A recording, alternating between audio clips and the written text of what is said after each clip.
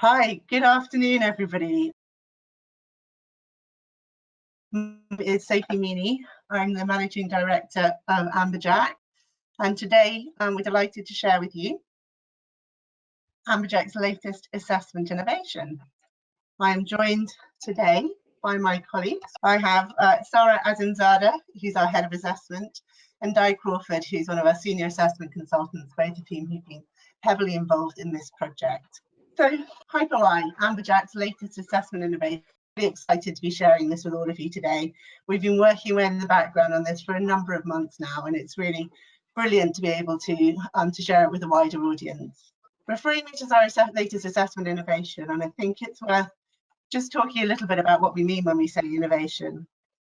Innovation essentially means tomorrow delivered today, and I think it's important to say that innovation is very different from reinvention.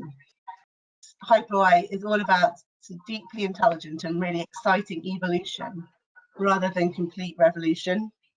HiPo-i is not a gimmick.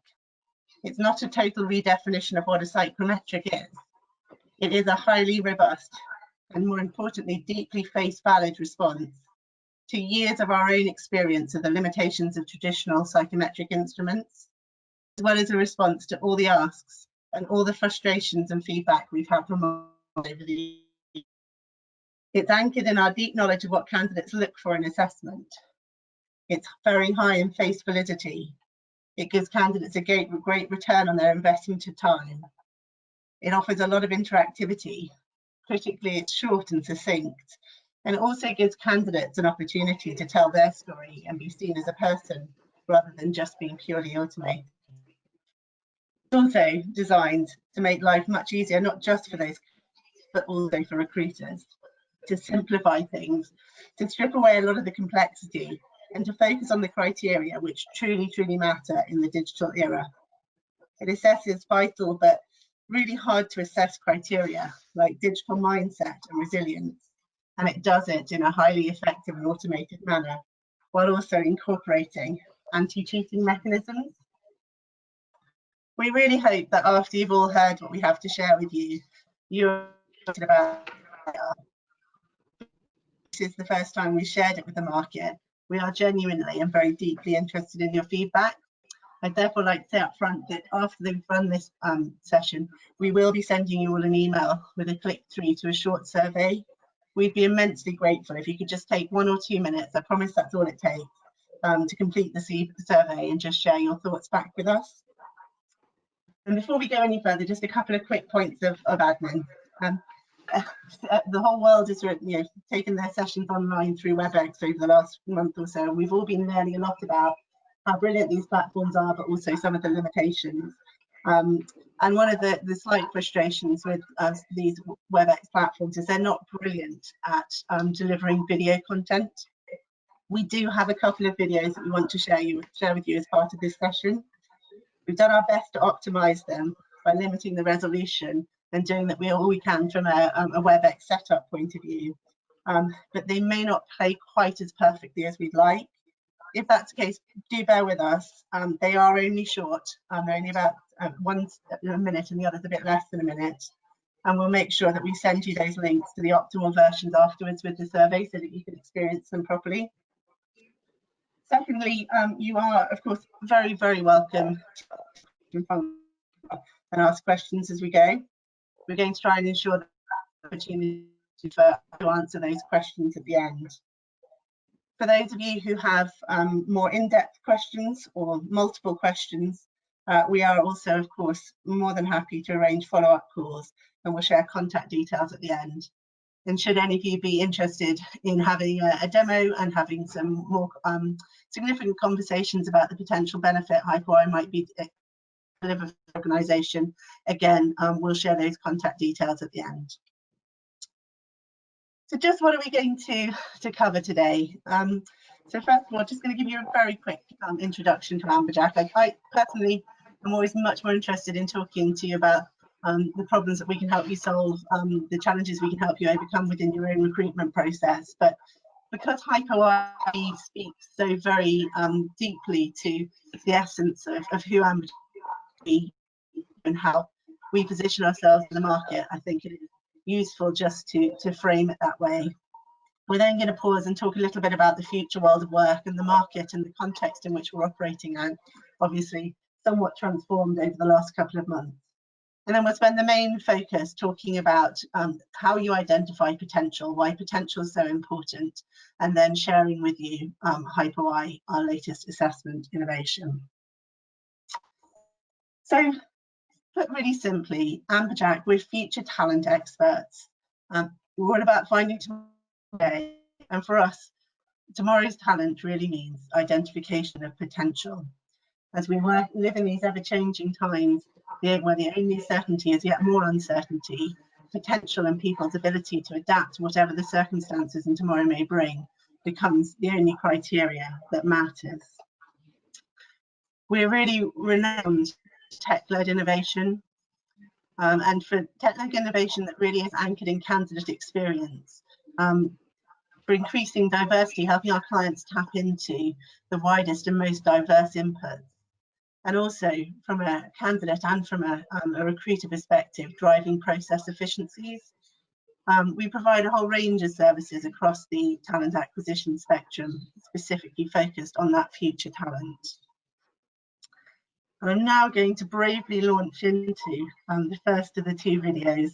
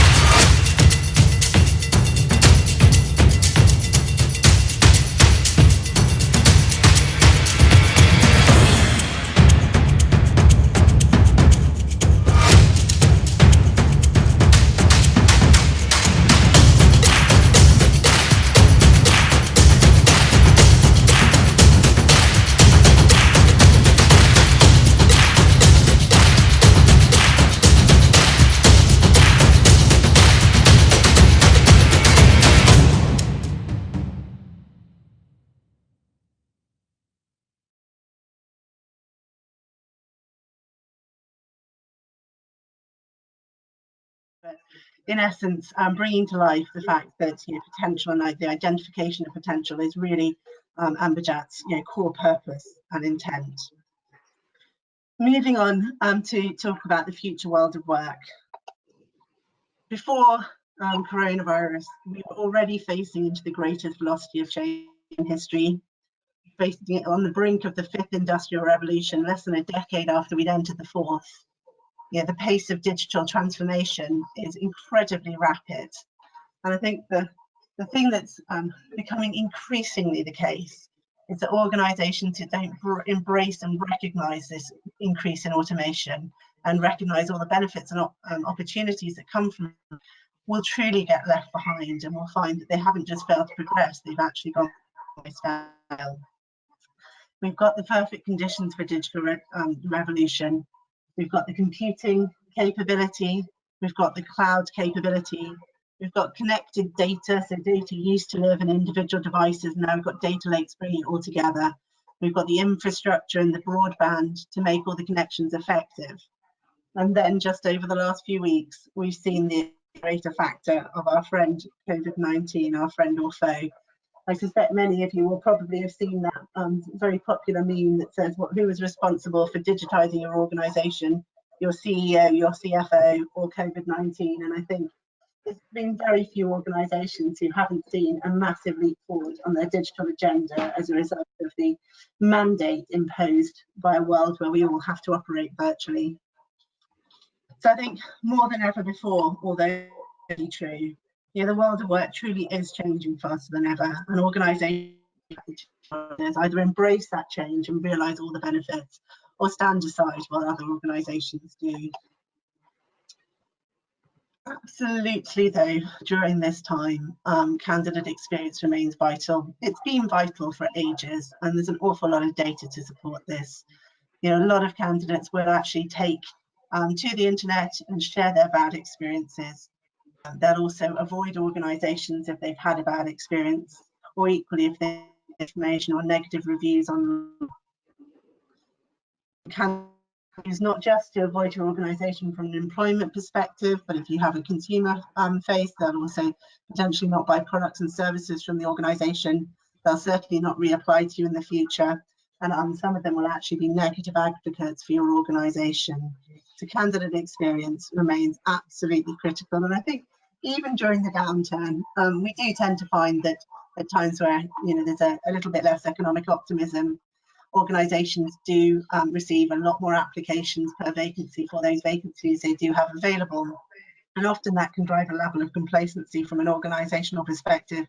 They feel they have a little bit more capacity to relax and perhaps not invest as heavily in the candidate experience.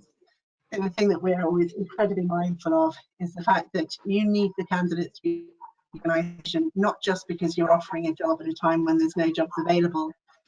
If you're at one choice,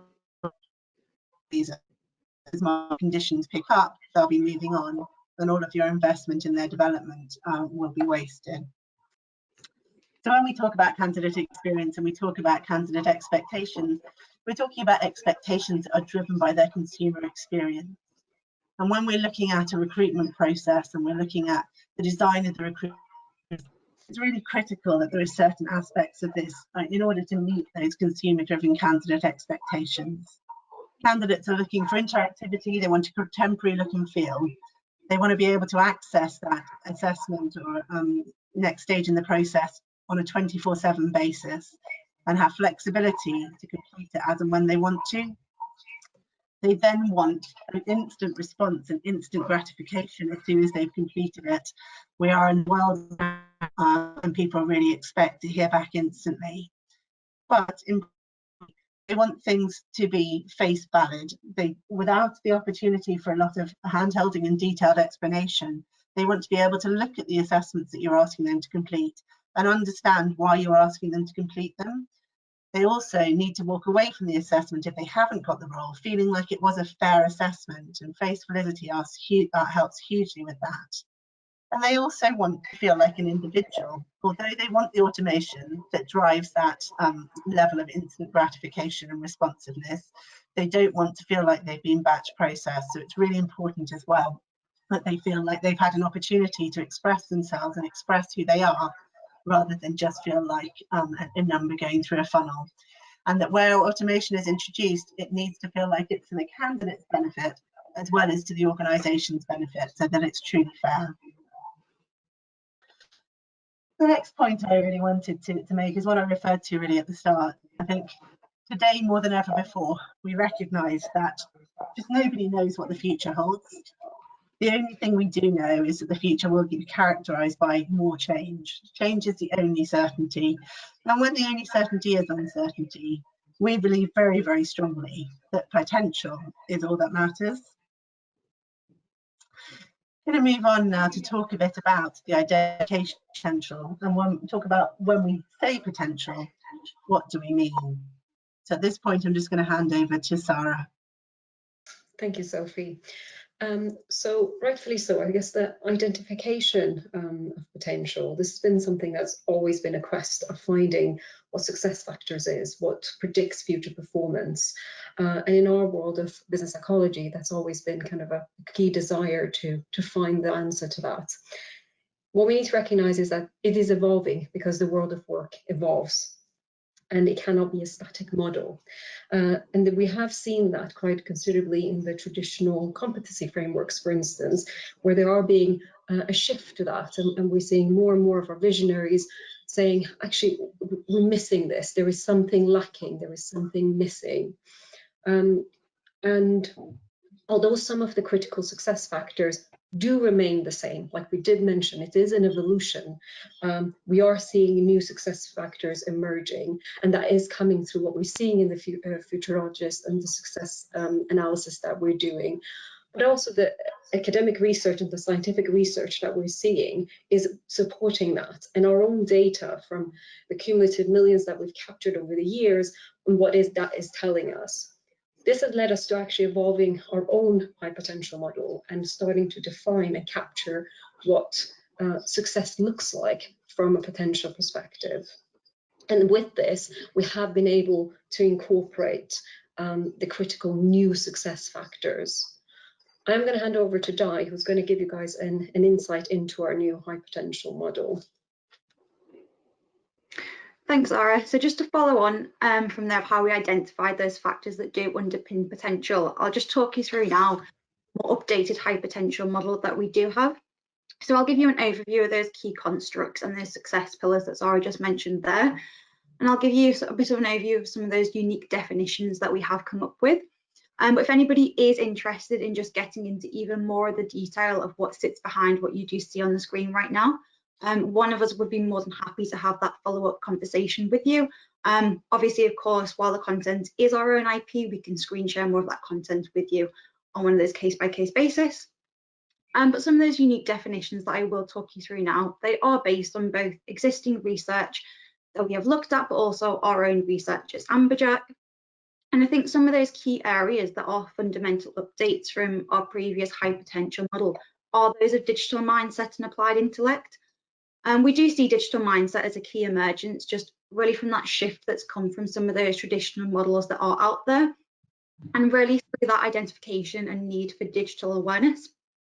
So we did come at it from that angle of what is actually lacking in this area. And for us, it's not the technical knowledge, but rather that embracement and the creativity that comes with the digitalization. So therefore, you see it as that natural inclination and being drawn to technical solutions, automation, and digitalization. And moving on to the more applied intellect pillar of the HiPo model, this is what we see as sort of balancing intellect, self-awareness, and social skills, really with that hunger to grow and learn and develop within a role. And specifically looking within that cognitive ability aspect within the model itself, this is where we see you applying your knowledge and intellect in various situations, kind of through a more flexible and adaptable approach. And we'll talk about that in a little bit more detail about how that's drawn out in the HiPo-i test itself shortly. And just to cover off those last two pillars for you as well, just in terms of creative force, we see this as having a more entrepreneurial mindset and the confidence to implement new ideas and solutions. And with grit, we see that as being the way in which you engage, act upon, and work tenaciously towards sort of desired goals in the face of adversity. And as you'll see, some of those subscales that sit underneath that are sort of resilience and passion. Whilst there may be some tools out there that will test sort of resilience on its own, we very much incorporated that as an element sort of within the HiPo-i test itself and within our own HiPo model here as well. So that's just a short overview of the HiPo model for you there. Thanks, Diane. Before we move on, it's possibly just worth saying that we need to share this with anybody and find them not instantly recognising the validity of this framework in terms of its relevance to their organisations. As we move into this highly automated world, some of the more linear thinking, some of the left brain activities are going to be the first aspects that are going to be automated. The bits that are going to be remaining are going to be the more right brain stuff, that emotional and social awareness. As things become more challenging, as change becomes constant, the resilience and people's ability to adapt to that constant change, to apply their learning from one situation to the next becomes really vital. And the other thing that is going to become increasingly important is that element of creativity, the bit that really makes us human and differentiates us from the computers. But at the same time, we clearly need to embrace those computers as Di referenced. So yeah, digital is the future.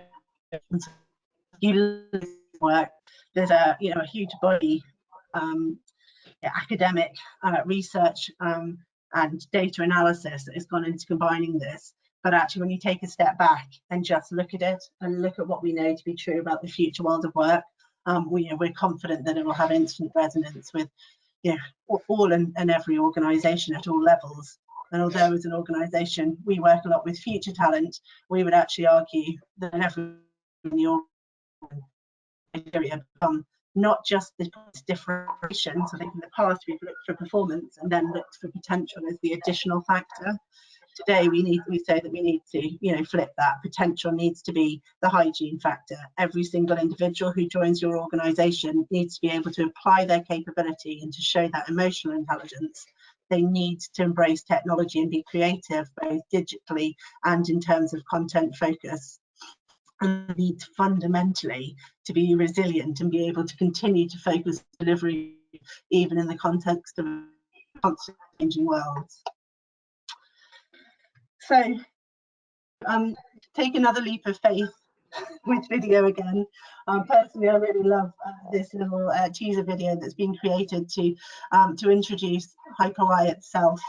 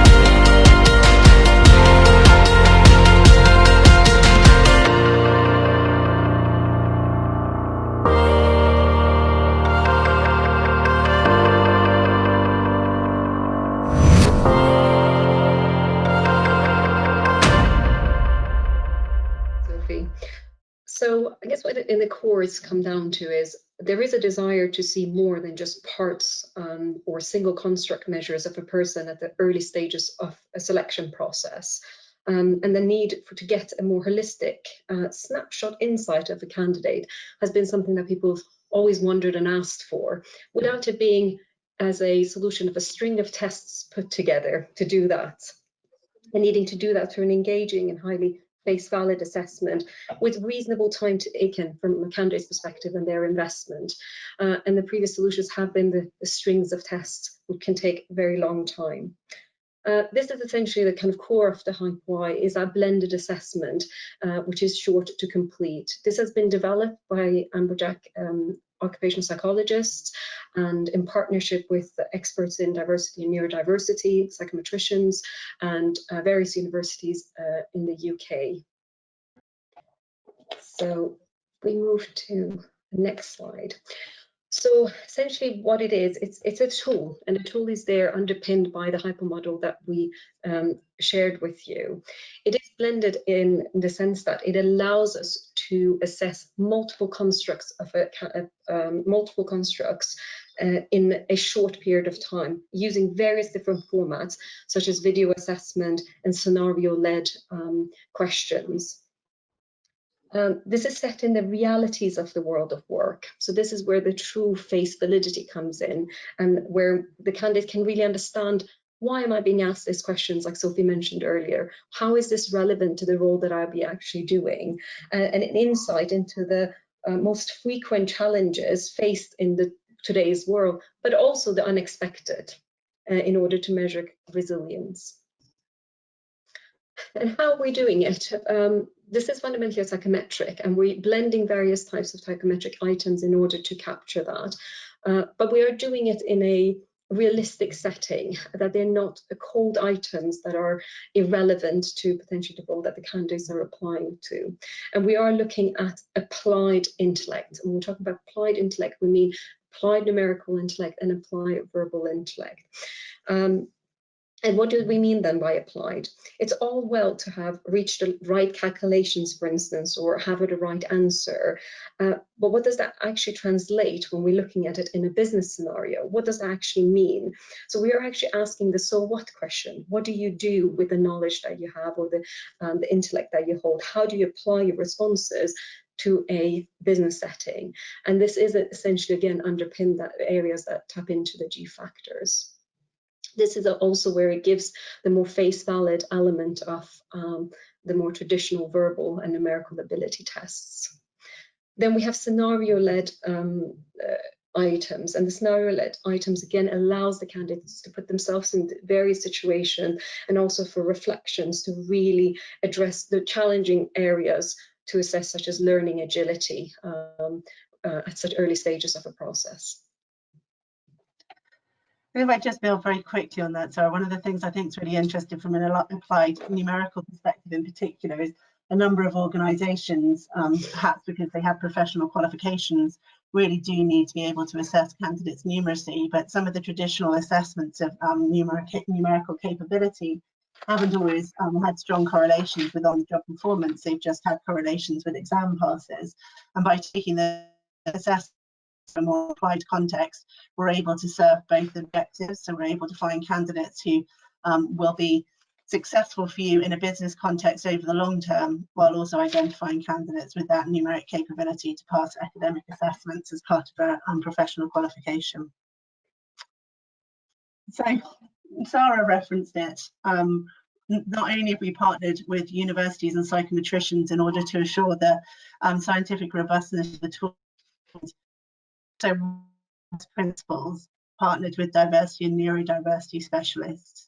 We wanted to ensure that this tool had sort of accessibility by design rather than as an afterthought. So most of the tools that are available in the market have been designed, and then after they've been created, people think about what they can do to ensure that they work for the minority groups as well as the majority groups.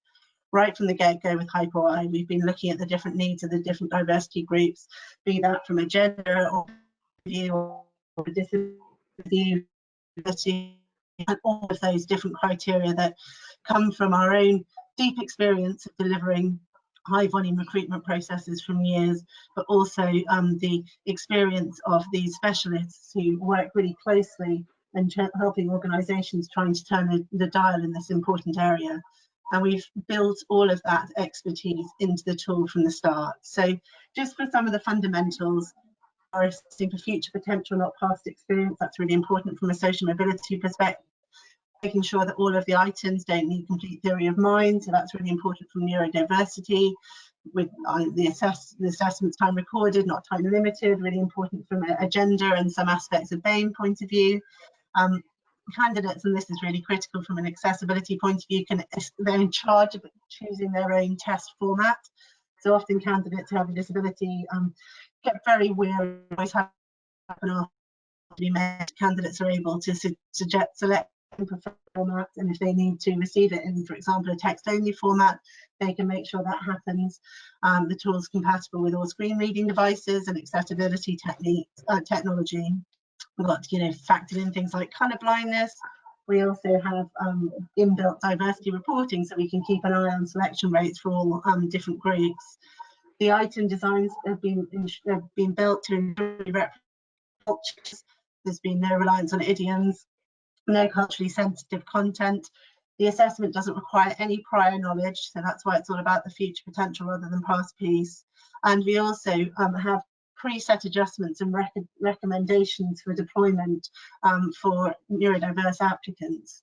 All of this stuff has been fundamental to the way in which the assessment's actually been built. And when we work with clients to deploy this tool, we'll employ all the guidance and effort that supports this to ensure that the tool is as inclusive as is possible and helps our clients access the most diverse talent available in the market.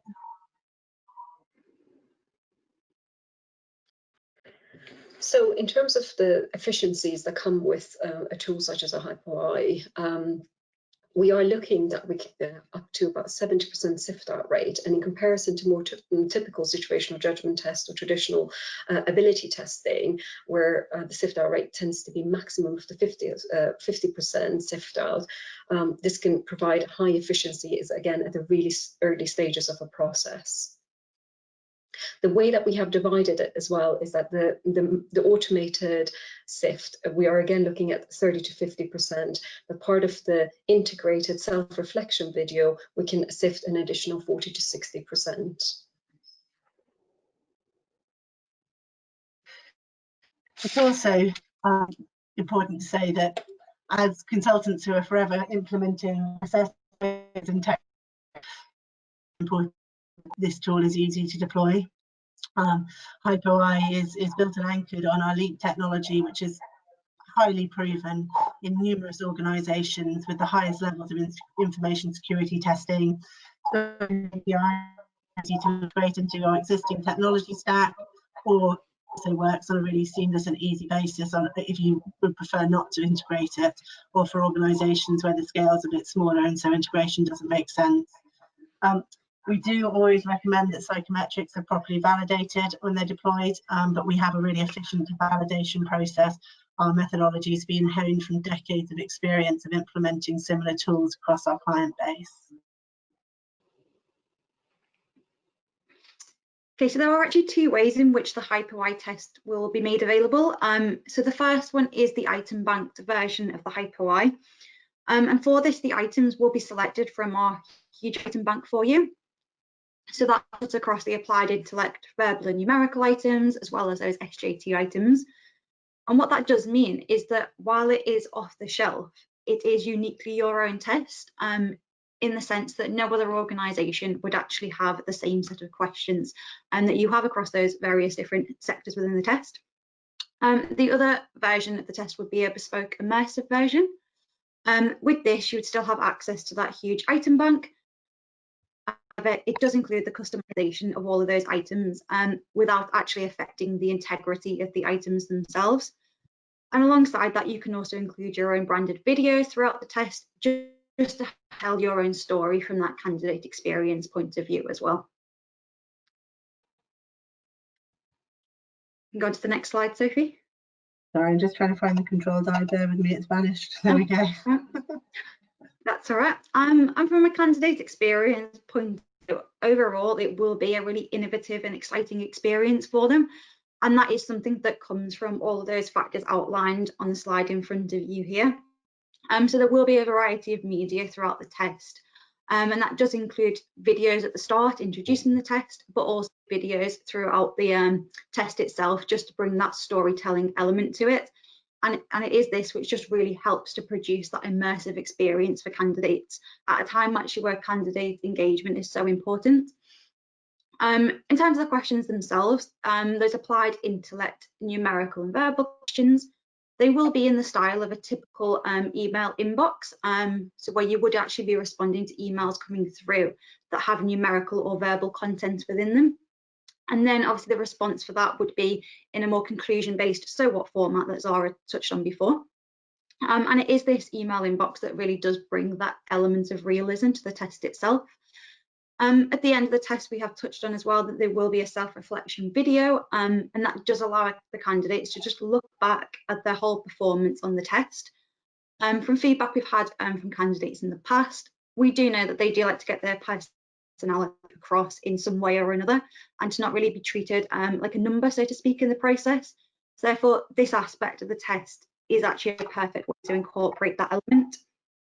Another interesting thing just to add there with the self-reflection element is that it does add an extra layer against cheating, which is actually so important with any tool that does sit online nowadays. Being able to assess the candidate in this way at the end of the test, after all of those initial automated questions, is just a way of incorporating that extra layer for you. But I think overall, the main thing just to point out is that end-to-end story throughout the test, which alongside that sort of high face validity and all those factors on this slide is what really just brings to that immersive, engaging candidate experience. And it's worth saying before we move in, organisations will have the choice as to whether or not they use those candidate recorded videos as a further method, or whether it's just part of the candidate experience. If they are looking for a real and we suspect over the course of the next year, most organisations are going to be under pressure to do more with less. That additional sift out can take away the need for you to have a separate video interview phase. And either way, regardless of whether you use that full video or not, candidates will receive not just a feedback report, but as Sophie said previously, a report that's all about their personal development. When we're talking about the sort of the future for candidates, we're helping them to really understand how being right for this particular role improve for future processes, and or if they do pass on, what they can think of as they move into your organisation in order to help set them up for success when they start. Thanks, Sophie. And just one thing to touch on here as well is during the development of the test, we have actually completed sort of initial trials and workshops with university students, just to really gain their feedback on the experience in the test. So you can see some quotes on the screen here that we pulled from those workshops themselves, just to give you an insight into these initial reflections of the tool from those who have kind of sat through it. And obviously it is one of those target populations of the test and those early talent populations. I won't read through all of them, but just some of those key trends that really did come through was actually that new question style format in terms of the inbox look and feel is one that actually went down really well with students. It stood out to them compared to some of the traditional tests that they've taken in the past. They also love the self-reflection aspect of the tool. They feel like it really does bring that human approach and just allows them to say kind of where they may have gone wrong in the test and just come away a little bit more confidently. But also they do just recognise the fact that it can assess those range of skills in such a short space of time, which does add to that candidate experience compared to a less drawn out recruitment process.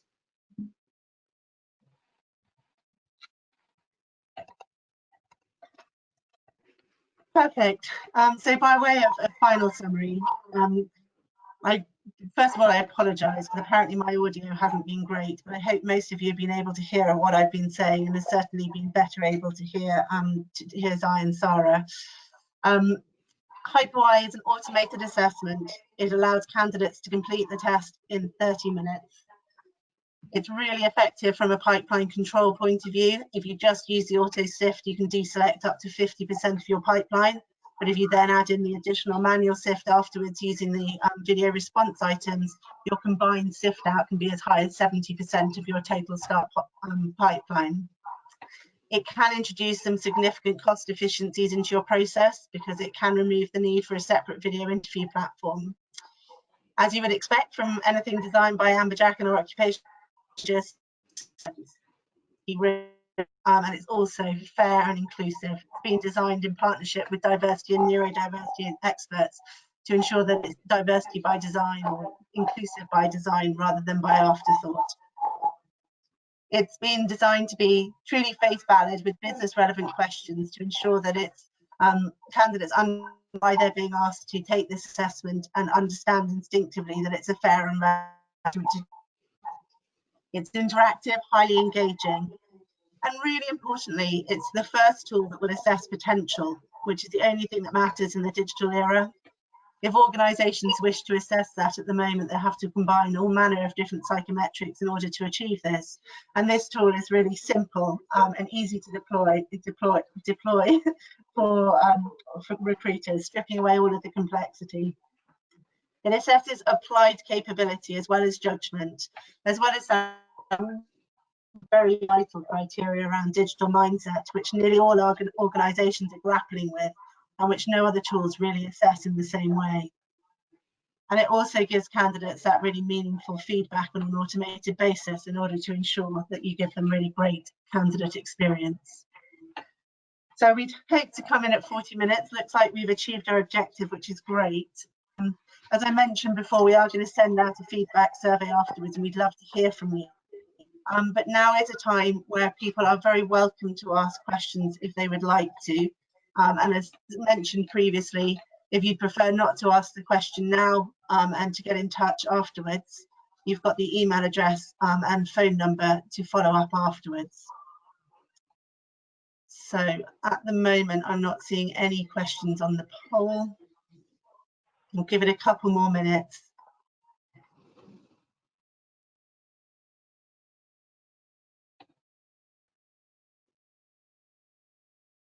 I can see a question, Sophie. Maybe it's not popping up on mine then. It says, does self-reflection video essentially ask candidates to assess themselves on the test suite? It goes a bit beyond that. It's more around asking them kind of how they felt about it, what they found they did well in, what they would have wanted to do differently, what they're really, really good at. So this is an opportunity for the candidates to sell themselves over and beyond the automated questions that they have received, rather than just them giving themselves maybe a score on the test suite. I hope that answers the question, but happy with a follow-up question to that. I have to apologise to everyone. I'm seeing the questions coming up really, really tiny. It looks like we've got a couple from Philip Wilson. I'm struggling about diversity data, especially in relation to ethnic minority and social economic background. So Sarah, I think, are you able to see this question better? I think the question is, what diversity outcome data has emerged, especially minority and social economic background? I would expect it may to some of the like a follow-up conversation with Philip to let him know the complete analysis that's gone into the diversity piece to date. Yeah, so to date, absolutely, some of the items that we have already kind of confirmed have shown no adverse impact analysis, and that is one of our key criteria for selecting items into our item bank. And I suppose it's worth saying, Phil, that we're still in the point pre-deployment, so although we're going through all the validation phases and things at the moment, we aren't actually using the tool in anger yet, and that's really, I'm glad you've sort of encouraged me to frame that, because this is a tool that's going to be going live from August in time for the new campus recruitment season, rather than a tool that's actively in use at the moment. So we're going through the final stages of validation at the moment. Does self-reflection video essentially ask candidates to the one you've already answered, Sarah? Yes. You're running sessions that Sophie, touch I think on if you click on the question, it may open for you. Thanks, Sarah. It does. And then there's one that says running sessions that will touch on virtual assessment centres. That's from Zoe. So Zoe, thanks for asking that question. We absolutely are and have been. We have a virtual assessment centre platform called Impact, which is already up and running. It's designed to be a paperless assessment centre platform, but it's with a very tweak. So if you're interested in finding out more about that, please use the email address below to get in touch with the team, and we can set up a demo of that tool for you with pleasure. I think, unless you're seeing any that I'm not, so I think that might be all the questions that we have. So I think we'll leave it at this for now. Obviously, you've got the details there below. Philip will take as an action to get in touch with you and share with you in more detail all of the work that's gone in from a diversity point of view and what we're doing in terms of validation and stuff in that space. And Zoe, feel free to get in touch and we'll happily do a demo for you of Impact. But otherwise, thank you everybody very much indeed for joining us today. Really hope you've enjoyed the session. Very much look forward to hearing your feedback.